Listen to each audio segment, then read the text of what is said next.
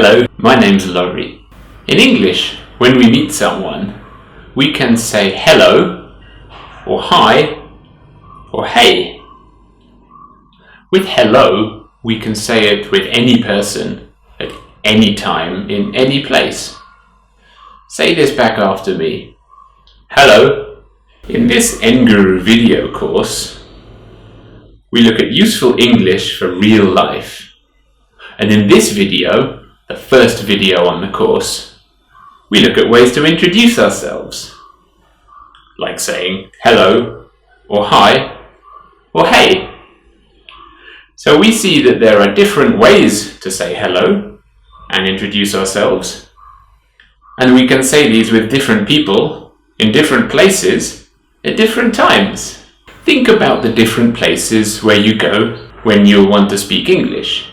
You may go to big offices for work, or to some kinds of shops, or when you're traveling around the country. It's useful to speak English.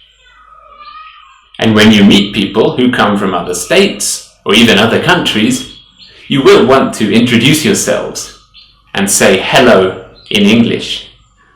Now we know we need to use the right words to say hello and introduce ourselves. But it's more than that. We need to show that we can listen, and we need to understand that it's how we sit, or stand, or interact with the other person. These things make us a good communicator. So what we need to know is that it's more than just knowing the right words that makes you a good communicator. It's the same if you speak any language. Think about it. When we meet new people, or people we don't know very well, we always have to be polite. Polite is the opposite of rude. And we can never be rude when we meet new people, can we? Being polite means thinking about how the other person feels. Making them feel comfortable, making them feel important. Let's get back to the English. So we know we say hello when we meet anyone, but there are more polite ways to say hello. First, in the morning, we say good morning. This is in the morning before 12 o'clock. Say it after me. Good morning, Mr. Kumar. And after that, before the sun goes down, it's the afternoon. So we say, good afternoon. Say it after me. Good afternoon, madam. And what next? After that, after the sun goes down, it's the evening, right? So what do we say? Good evening. That's it. Say it again. Good evening, sir. And what about after we say hello? We introduce ourselves. We say this. Good afternoon, Mr. Kumar. My name's Laurie. Nice to meet you. And even if we don't know the other person's name, we can still introduce ourselves. Listen to this. Good afternoon. My name's Laurie. Nice to meet you. And another way to say your name is shorter. We can say this. I'm Laurie. It means the same thing. Say it again after me. Good morning, I'm Laurie. Nice to meet you. So what about after that? What will the other person say back? When you're polite, you say, nice to meet you. And if they're polite, they say, nice to meet you too. So, listen to this. Hi, I'm Laurie. Nice to meet you. What will they say back? Hi Laurie, I'm Deepak. Nice to meet you too. Now, what would happen if you introduced yourself in a rude way? If you said, hey, I'm Laurie. Who are you? Well, the other person wouldn't be happy. This is rude. They may say, I'm sorry? So don't say, who are you? This is rude. So just remember, always use a polite introduction when you meet someone for the first time. You say, good morning, good afternoon, good evening. My name's Laurie. So we know the words we need to introduce ourselves. We know what's polite. We know what's not polite. But what we also need to know about is body language. This is how we communicate without words. This is also really important when we introduce ourselves because it helps us have a good conversation after we've finished introducing ourselves. So let's look a little at body language. So think about your body language. This is the way we move that shows our feelings. So when you meet someone for the first time, stand up straight with your arms apart. Make eye contact and of course, smile. And you need to listen too. Concentrate on what the other person says and do your best to reply. But if you can't understand what they're trying to say, you just say, "Sorry, I didn't quite get that. Could you say that again?" And you also need to think about how the other person feels.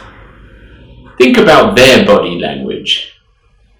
If they are standing up straight, if they are making eye contact, if they are smiling, this shows they are happy to talk. If they're happy to talk, then you can carry on the conversation. So, where do you start? You ask a question. What do you do? This is the most common question. Say that. What do you do? This means, what job do you do? So, you can say, I'm a doctor. I'm a student. Get it? What do you do? I'm a student. But if it is difficult to explain what you do, you can say, I work for. Like this. I work for a bank. I work for a school. I work for a mobile app company. What do you think of? This is a good other way to start your question. It means, what do you think about? So, you can ask questions about things that people will feel happy to talk about, like sports or movies. So say this. What do you think about the match last night? What do you think about that new movie? Another good one is, where are you from? This means, which country or state or city do you come from? So they tell you. And you find something common to talk about. Let's think. You ask, where are you from?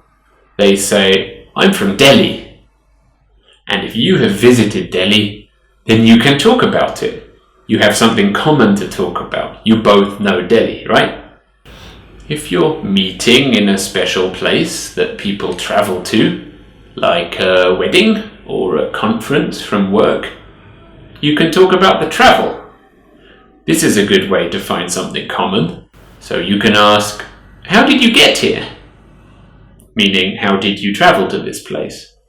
So they might say, I came by train, or I came in a car. Maybe you did the same thing, so you can talk about your journey. It's common, right? Maybe you'll also say, I came by train too, or I also drove. It's all about finding something common, something that people are happy to talk about together. So let's recap. You know how to introduce yourself. You know how to be polite. You know how to start a conversation. But what about the people you meet and in all these different places? It's always different, right? So, in some situations, meeting some people, you have to be very formal. Formal. This means very important, very serious. And when it's a formal place or a formal situation, you have to be very polite. Like a job interview. You have to dress smart. You have to be formal. So let's think about being formal when we meet people and introduce ourselves. So we know what formal is. It's the opposite of informal. Informal is like when you're with your friends. You're relaxed. You say, hey. You don't say good morning. So let's think about being formal, not informal. So when do you need to be formal? Let's say you're at a wedding and you meet your boss's father. You have to be very formal. You have to be polite, right? So you can say, when you meet him, very nice to meet you, or it's lovely to meet you, or it's great to meet you. This is very formal. So you should introduce yourself in the same way as normal, saying, good evening, my name's Laurie, nice to meet you. But you can follow it up with something very formal, like this. So, think about it. Listen, say it after me. Lovely to meet you. Nice to meet you. Great to meet you. But what if you were too informal when you met your boss's father at the wedding? What if you said, hey, how are you doing? Would your boss be happy? No. He would think you were rude. And do you want to make your boss upset? No. So think about it. What are the times that you need to be formal, and when can you be informal? So what have we learned today? We know what is formal and what is informal. We know what is rude and what is polite. We know how to introduce ourselves, how to say hello, good morning, good afternoon, good evening, and how to have a conversation. And we know that it is not only your English that will help you have this good conversation. It's your body language as well. All these things are your first steps to becoming a great communicator. And what can we expect from the rest of this NGuru video course? Well, it's all about English to use in real life. Think about all the situations after where you introduce yourself, you want to keep on talking. It could be at the airport, it could be when you're waiting for a meeting in an office, it could be when you're speaking to a person who comes from another state or another country. In all of these situations in real life, you introduce yourself and you want to carry on in English. Why? Because this will help you stand out from the crowd. Be the best you can. Hey, have you checked out our personal classes yet? With these classes, you can take mock interviews and get personalized feedback from our experts at NGuru. Not just that, you can also learn how to avoid common mistakes and at the same time get useful tips to ace your interviews. Have a look today.